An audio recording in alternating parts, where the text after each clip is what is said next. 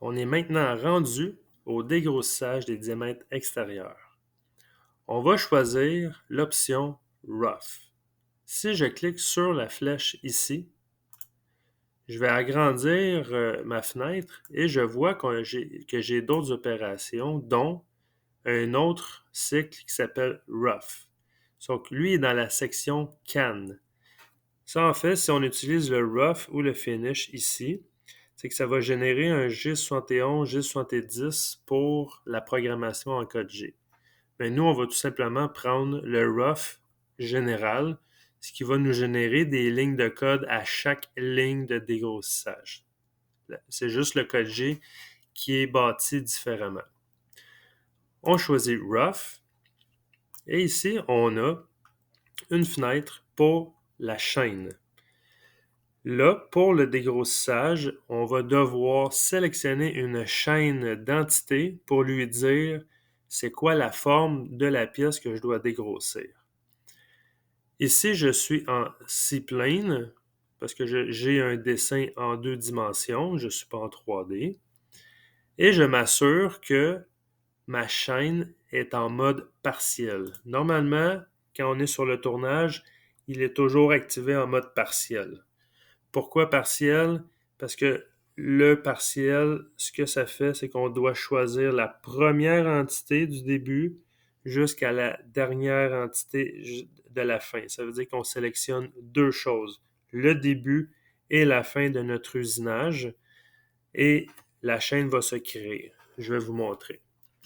La première chose qu'on doit faire, c'est choisir le point de départ de notre dégrossissage qui se trouve à être le rayon en bas ici. Vous voyez, il y a des flèches qui viennent d'apparaître. Le sens des flèches n'est pas conforme à ce que je veux. Moi, je veux que la flèche verte aille vers le côté gauche de ma pièce. J'ai un bouton ici qui s'appelle Reverse. Vous voyez, je m'en vais dans ce sens-là ici. Et je vais choisir la dernière ligne, la dernière entité de ma chaîne. Si je clique ici, on voit que j'ai un curseur vert qui remonte finalement le rayon et j'ai le curseur rouge qui s'en va vers la gauche jusqu'à la fin de ma pièce. Il faut vraiment s'assurer que la chaîne, elle ressemble à ça. Si vous choisissez la première entité et la dernière entité et que la chaîne bloque, par exemple ici, ça veut dire que soit que le dessin en 2 dimensions n'est pas totalement complet ou conforme. Il peut y avoir des doubles lignes, on appelle ça des duplicates, une ligne par-dessus une autre ligne identique. Il pourrait y avoir une ouverture entre les deux lignes, ils ne sont pas collées une de l'autre. Ça, il va falloir vérifier ça. Mais dans notre cas, ça fonctionne. Ce que je vais faire le crochet vert et on rentre dans l'option du Late Rough. On voit ici à la gauche qu'on a une deuxième opération qui vient de se rajouter. Je vais utiliser le même outil que pour le dressage, ce qui veut dire le T0101, le 80 degrés. Je m'assure que ça ici, c'est conforme, la station et l'offset numéro 1. Les avances et les RPM, on peut les modifier ici, mais pour l'instant, on va laisser ça tel quel. Dans les commentaires, on pourrait insérer des commentaires. Ça, c'est une zone où est-ce que vous pouvez écrire, comme par exemple, en français, dégrossissage de la pièce. À noter qu'on, dans la mesure du possible, ne pas mettre d'accent qui est relié au français, parce que certains contrôleurs n'acceptent pas les accents, puis ça génère des erreurs. Si vous voulez écrire en français, faites juste pas mettre d'accent. On peut écrire dégrossissage. Quand on vient le temps de transformer cette programmation-là en code G, bien, il va avoir à côté de T0101, il va avoir à côté, entre parenthèses, dégrossissage. C'est comme un guide pour nous aider à comprendre le programme. Ensuite, on va aller dans la page Rough, paramètres. Et ici, on a plusieurs paramètres. qu'on va voir ensemble. On a la quantité de le entry amount, ça veut dire la distance d'approche du début du dégrossissage en Z. Et la même chose ici, exit amount, c'est la quantité de sortie pour le dégrossissage. Ça, on va laisser ça tel quel, standard. Pour les passes de dégrossissage, la zone où est-ce qu'on va travailler un petit peu plus, c'est le depth of cut ici. Tout dépendant du matériel, de la machine, de l'outil, on va pouvoir modifier la profondeur de coupe. Et ça, c'est une profondeur au rayon. Ça veut dire que si vous voulez prendre 100 mm au diamètre, on va écrire 50 mm ici. On va s'assurer d'avoir des passes égales, equal steps. Sinon, on peut jouer un peu avec les options, mais on va laisser ça standard à que ce soit égal entre chaque passe. On a le minimum de la profondeur. Encore là, on le laisse à 1 millième comme le standard qu'il nous offre. Stock to leave en X, ça c'est la surépaisseur qu'on va laisser sur les diamètres suite au dégrossissage. On va laisser 10 millièmes, qui est quand même très bon. Et stock to leave en Z, ça c'est la même chose, une surépaisseur qu'on va laisser, mais sur les épaulements en Z. Ici, j'aurais tendance à écrire une valeur plus petite comme 5 millièmes, parce que des fois 10 millièmes, quand l'outil de finition passe pour faire la finition d'un épaulement, puis qui prend 10 millièmes, ça peut avoir de la vibration, ça peut crier un peu. Fait que je vais le descendre à 5 millièmes. On pourrait le mettre à 3 millièmes aussi, sans problème. Ensuite, le reste, on laisse ça tel quel pour l'instant. Le lead-in, lead-out, ça, on va travailler avec ça. Ça, c'est un outil quand même important et je vais vous expliquer c'est quoi. Le lead-in, c'est l'entrée de l'outil, tandis que le lead-out, c'est la sortie de l'outil à la fin du dégrossissage.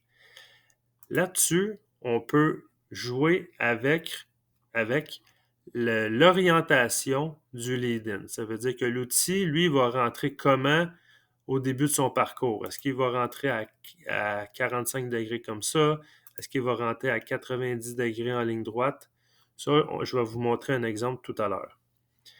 Mais ce qui est très important, puis quand même efficace, c'est qu'on peut justement générer ajuster les contours de notre chaîne, soit la raccourcir ou la rallonger.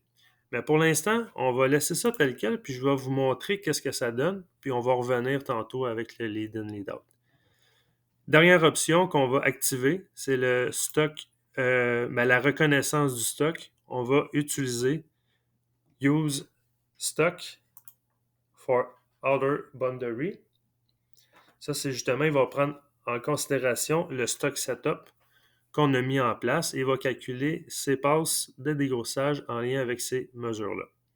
Je vais faire OK et on voit que ça m'a généré différentes passes de dégrossissage. Ici, je peux faire le backplot. Je pourrais faire play. Je vais augmenter la vitesse et on voit que l'outil fait différentes passes. Là, c'est là que je veux prêter votre attention. Le fameux lead-in, lead-out, c'est quoi au juste? Le lead-in, lead-out, à ce moment-là, là, je vais l'arrêter. Je vais l'agrandir ici. On voit la partie en vert. Ça se trouve à être le lead-in. Hein, on se souvient, là, peut-être, le lead-in, il était à 180 degrés par rapport à ma trajectoire. Ça, c'est mon lead-in qui est ici. Le lead-in pourrait être plus long ou plus court. On peut l'ajuster selon le cas. Ensuite, j'ai le lead-out. Le lead-out, on va le voir ici. Je vais approcher mon outil. La partie en rouge, c'est mon lead-out. Vous voyez, là, l'angle n'était pas pareil. Il était comme à 45 degrés vers le haut. C'est ce qu'on va aller voir justement dans les paramètres. lead out, lead in, lead out. Le lead in, on voit très bien que c'est en ligne droite, comme ça. Là, je vais le changer, je vais le mettre à 45, juste pour que vous puissiez voir la différence. Et le lead out, on voit qu'il sortait à 45 degrés par en haut. Je vais faire OK. Dès que je modifie quoi que ce soit dans mes paramètres de mon toolpath, on a un X rouge ici. On a tout simplement à faire ce bouton-là, régénérer les opérations qui sont sélectionnées, comme là on voit qu'il est sélectionné. Ou, pour faire simple, on fait l'autre bouton rouge, où est-ce que ça génère finalement toutes les opérations qui ont été modifiées. Et là, je vais refaire le toolpath.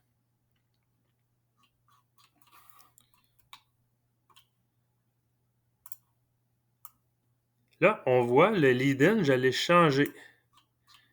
On voit clairement que le lead-in descend à 45 degrés comme ça et va faire sa passe. Si vous avez à contrôler le lead-in et lead-out, c'est dans l'option lead-in, lead-out de l'opération en tant que telle. Mais ici, j'ai un petit problème. C'est que mon dégrossissage arrête exactement à la fin de ma pièce.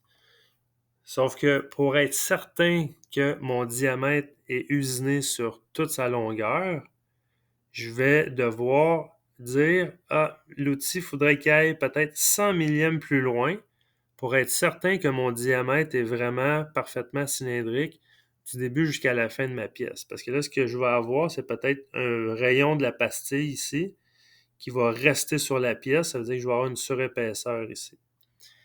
C'est toujours dans le lead-in, lead-out qu'on va justement ajuster ça. Je vais retourner dans Paramètres. Lead-in, lead-out. Le lead-in, je n'ai pas besoin, c'est l'entrée. Je n'ai pas besoin de l'extensionner ou de le raccourcir. C'est une valeur constante, là, une valeur standard de 100 millièmes. Fait que le déplacement du lead-in est à 100 millièmes à la base. Mais je n'ai pas besoin de modifier mon lead-in. La seule chose que je veux modifier, c'est mon lead-out. Ça veut dire à la fin, je peux ajuster le contour. Je vais cocher Extend Shorten, End of Contour, ça veut dire la fin de mon contour, de ma chaîne. Je peux l'extensionner ou le raccourcir. Moi, ce que je veux, c'est l'allonger, l'extensionner. Je vais m'assurer que c'est bien Extend qui est sélectionné et je vais rentrer la valeur en question de, par exemple, 100 millièmes plus long. Je vais faire le crochet vert, je tombe en opération dirty, je peux faire le X rouge ici et ça va le régénérer. Vous voyez ici la différence? Le rayon, c'est le rayon de ma plaquette. On voit qu'on va plus loin que la pièce pour s'assurer que le diamètre est bien cylindrique au complet. Ça, vous allez l'utiliser quand même souvent, cette option-là, mais c'est dans le lead-in, lead-out. J'ai fait mon backplot. Je peux faire également mon verify. Je veux sélectionner mes deux opérations, le dressage et le dégrossissage. Je peux tout simplement cliquer sur Toolpath Groupe 1. On voit que les deux sont sélectionnés. Ou tout simplement, ici, Select All Operations et ça sélectionne les deux. Je vais faire Verify.